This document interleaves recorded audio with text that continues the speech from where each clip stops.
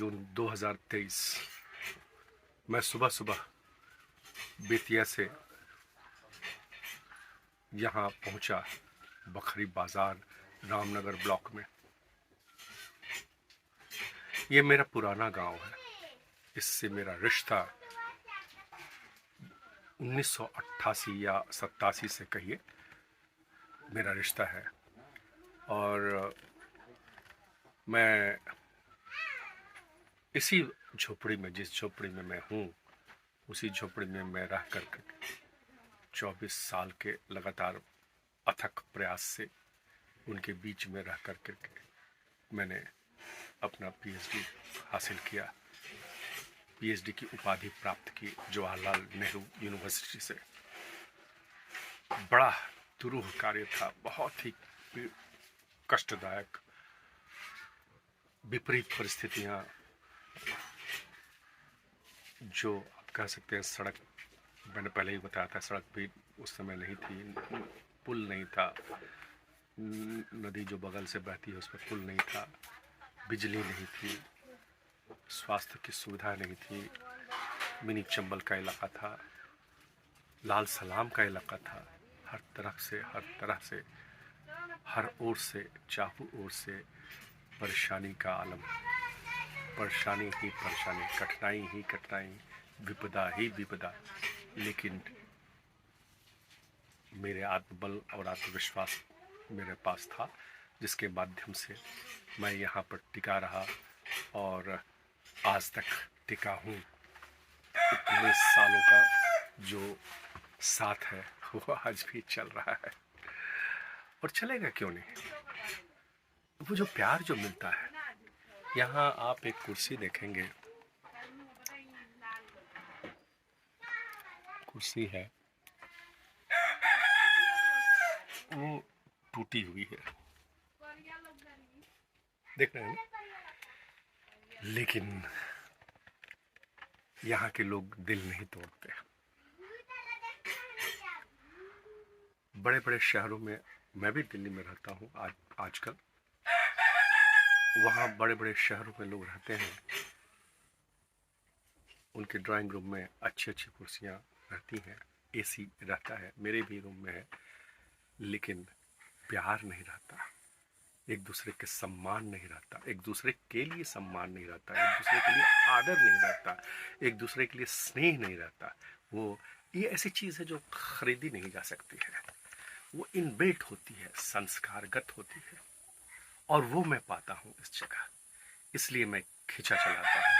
ये मेरा drawing room नहीं है, ये एसी रूम नहीं है, यहाँ पर मेट्रो नहीं चलती है, यहाँ पर बड़ी बड़ी बसें नहीं चलती हैं, और सुविधाएं भी नहीं हैं, फिर भी मैं आता हूँ और चलाता हूँ, खींचा चलाता हूँ। तो ये थारू जनजाति का इलाका है, थारूवत क्षेत्र है, और ये थारू आदिवासी लोग बहुत सीधे साधे होते हैं।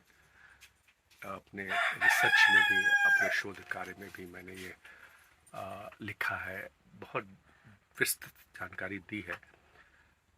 और आज पहुंचने के बाद मैंने यहाँ खाना खाया। फिर मैं कहना चाहूँगा, बहुत सिंपल खाना, चावल, दाल और भुजिया आलू परवल की। आनंद आ गया, आनंद आ गया, जिस प्रेम के साथ वो परोसा गया और जिस तरह से बनाया गया, और जिस तरह से यहाँ साफ सफाई मेंटेन की जाती है, वो आश्चर्यजनक है। बड़े बड़े शहरों के लोग भी इस तरह से साफ सुथरा नहीं रह सकते, और उनके खाने में, चूँकि व्यवहार में ही मिठास नहीं है, तो खाने में मिठास की क्या बात है।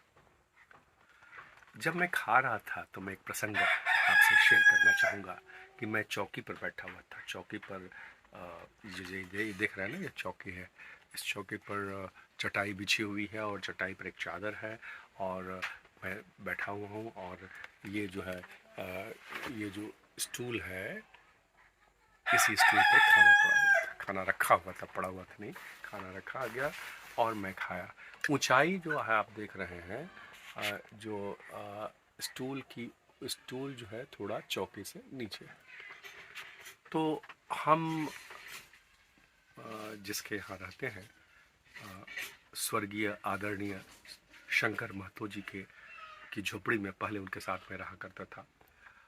उन्हीं के बेटे, आज बेटे भी उसी तरह से सम्मान देते हैं, प्यार देते हैं, और उनके बच्चे भी उसी तरह से। कोई मिलावट नहीं, कोई प्रदूषण नहीं, बिल्कुल शुद्ध विशुद्ध, दिल से, हृदय से सब कुछ।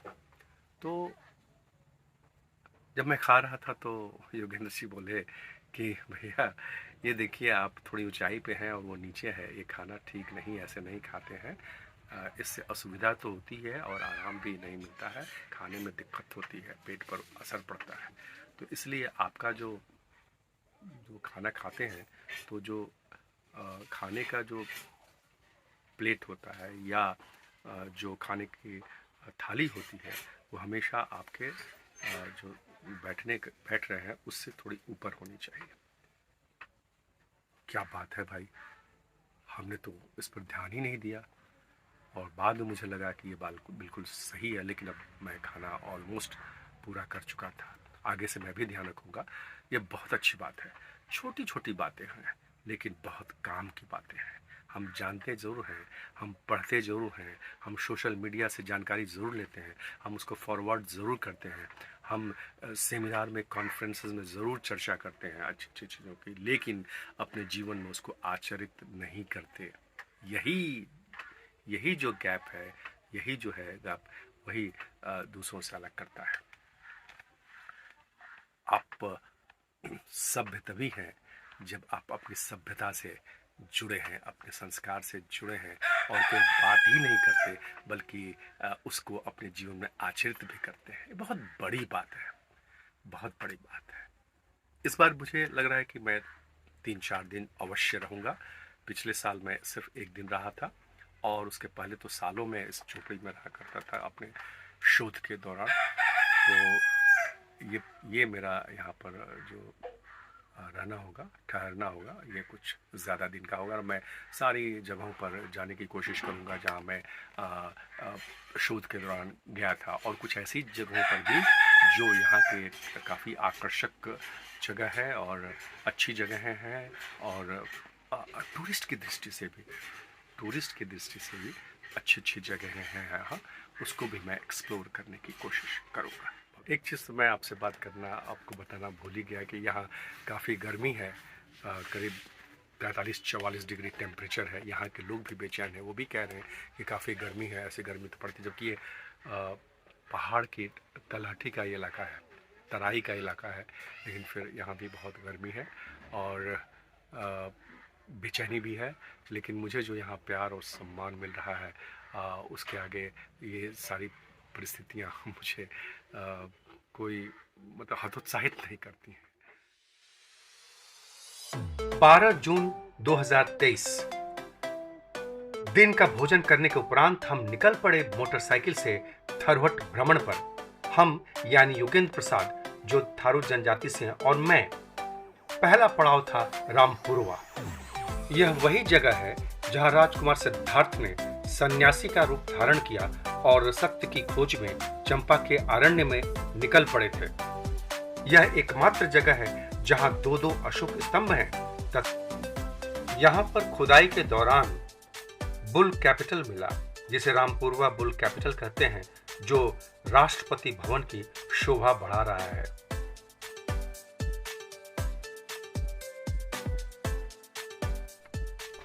और फिर हम निकल पड़े भिखनाठोरी की तरफ।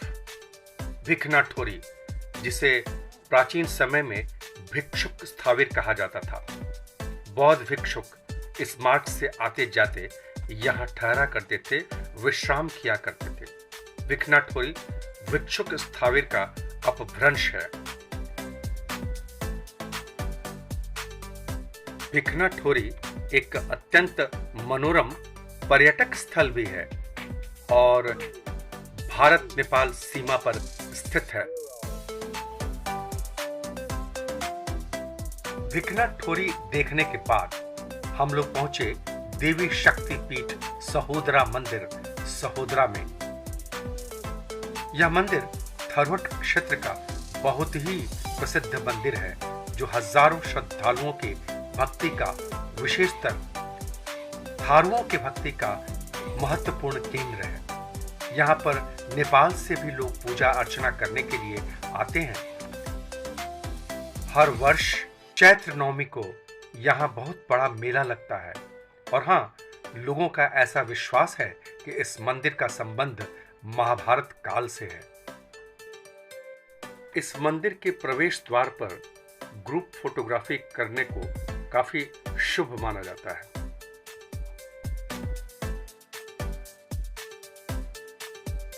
और चौथा पड़ाव जमुनिया के स्वर्गीय प्रेम नारायण गढ़वाल जी का आवास।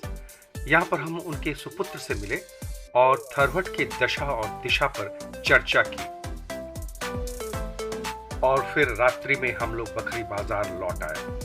रात का भोजन किया, चावल, कड़ी और चने का पकौड़ा, मजा आ गया, अति स्वादिष्ट, अति सुस्वादु। और फिर थारू आदिवासी की जो मेरी अपनी झोपड़ी बन गई है, उस झोपड़ी में रात्रि विश्राम।